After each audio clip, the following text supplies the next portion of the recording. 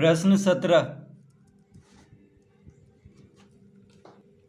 सिद्ध करें कि वह सरल रेखा जो समलंब चतुर्भुज की एक असमानांतर भुजा के मध्य बिंदु से उसकी समानांतर भुजाओं के समानांतर खींची गई है, दूसरी असमानांतर भुजा को समद्विभाजित करती है। तो पहले हम एक समलंब चतुर्भुज बना लेंगे यहाँ पे।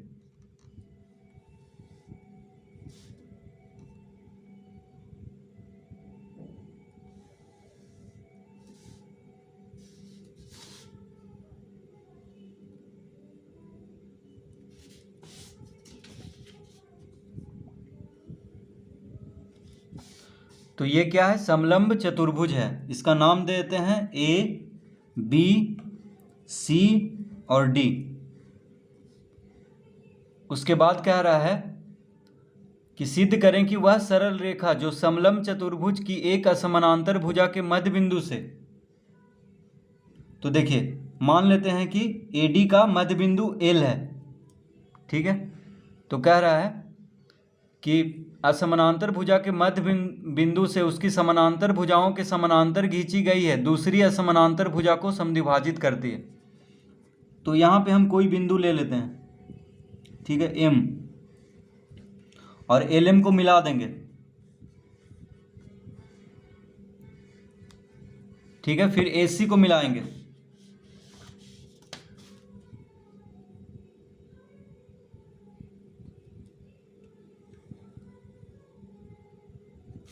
इस तरह से, और यहाँ पे N लिख लेंगे। जहाँ पे AC और LM मिला है वहाँ पे N लिख लेंगे, ठीक है। तो सिद्ध करना है कि M BC का मध्य बिंदु होगा, ठीक है, यानी BM बराबर MC, ये सिद्ध करना है। तो L AD का मध्य बिंदु है, ये दिया हुआ है। L क्या है? AD का मध्य बिंदु है। और LM जो है DC और AB के समानांतर है। LM क्या है? DC और AB का समानांतर है, और L AD का मध्य बिंदु है। इतना दिया हुआ है। तो हम लिखेंगे समलंब चतुर्भुज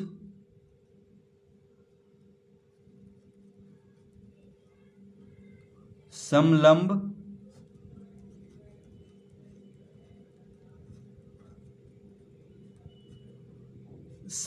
चतुर्भुज ABCD में, समलंब चतुर्भुज ABCD में क्या क्या दिया हुआ है?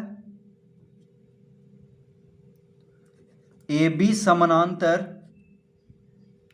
LM समानांतर DC है। तो समलंब चतुर्भुज ABCD में AB जो है LM के समानांतर है और DC के समानांतर है, ठीक है। AB, LM और DC समानांतर रेखा है, ठीक है, इतना दिया हुआ है। तो अब लिखेंगे, अब त्रिभुज ADC में, अब त्रिभुज ADC में, तो त्रिभुज ADC देखिए यहाँ पे त्रिभुज ADC, तो त्रिभुज ADC में LN जो है DC के समानांतर है। देखिए LM DC के समानांतर है, ठीक है। तो LN क्या हो जाएगा? DC का समानांतर। तो LN कहें या LM कहें, दोनों DC के समानांतर होगा। जब LM DC के समानांतर है तो LN भी DC के समानांतर होगा। तो त्रिभुज ADC में LN समानांतर है DC के, और L जो है AD का मध्य बिंदु है। तो मध्य बिंदु प्रमेय के विलोम से क्या हो जाएगा? N जो है AC का मध्य बिंदु होगा। तो हम लिखेंगे त्रिभुज ADC में LN समानांतर, त्रिभुज ADC में LN समानांतर DC तथा LAD का मध्य बिंदु है।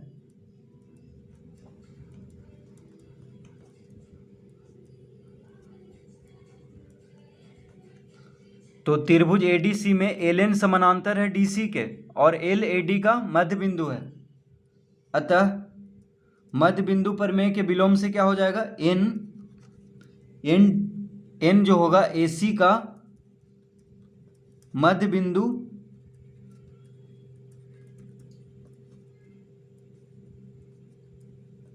होगा। ठीक है, जब त्रिभुज एडीसी में एल एन समानांतर है डीसी और एल एडी का मध्य बिंदु है तो एन क्या हो जाएगा, एसी का मध्य बिंदु होगा। यहां तक लिख लिए हैं, तो लिखेंगे पुनः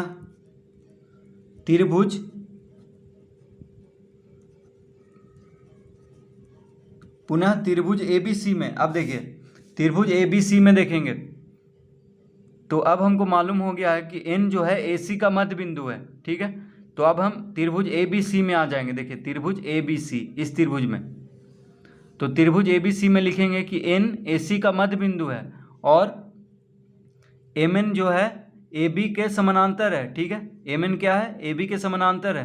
क्यों, क्योंकि एल एम ए बी का समानांतर है तो एम एन भी ए बी का समानांतर होगा। ठीक है, तो त्रिभुज ए बी सी में लिखेंगे कि एन ए सी का मध्य बिंदु है और एम एन ए बी का समानांतर है, तो मध्य बिंदु प्रमेय के विलोम से क्या हो जाएगा, एम बी सी का मध्य बिंदु होगा। ठीक है, तो एम जब बी सी का मध्य बिंदु हो गया है तो बी एम बराबर एम सी हम लिख सकते हैं, बी एम बराबर एम सी। ठीक है, तो यही सिद्ध करना है। तो अब हम यहाँ पे लिखेंगे त्रिभुज ए बी सी में एम एन समानांतर ए बी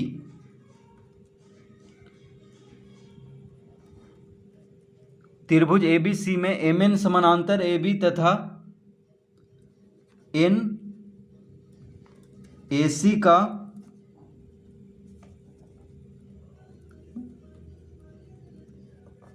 एन ए सी का मध्य बिंदु है। ठीक है, त्रिभुज ए बी सी में एम एन समानांतर है ए बी और एन ए सी का मध्य बिंदु है। तो एम एन समानांतर ए बी और एन ए सी का मध्य बिंदु है, अतः एम जो होगा बी सी का, अतः एम बी सी का मध्य बिंदु होगा।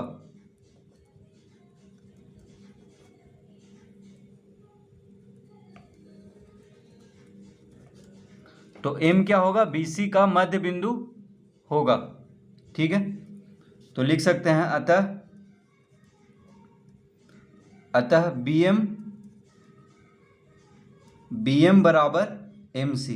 तो यही सिद्ध करना था कि वह सरल रेखा जो समलंब चतुर्भुज की एक असमानांतर भुजा के मध्य बिंदु से उसके समानांतर भुजाओं के समानांतर खींची गई है, दूसरी असमानांतर भुजा को समद्विभाजित करती है। तो देखिए BC को समद्विभाजित कर रहा है। ठीक है, क्योंकि M BC का मध्य बिंदु है तो BC को समद्विभाजित कर रहा है, यानी BM बराबर MC। तो LM जो रेखा है वो BC को भी समद्विभाजित कर रहा है। तो इस तरह प्रश्न 27 हल करेंगे।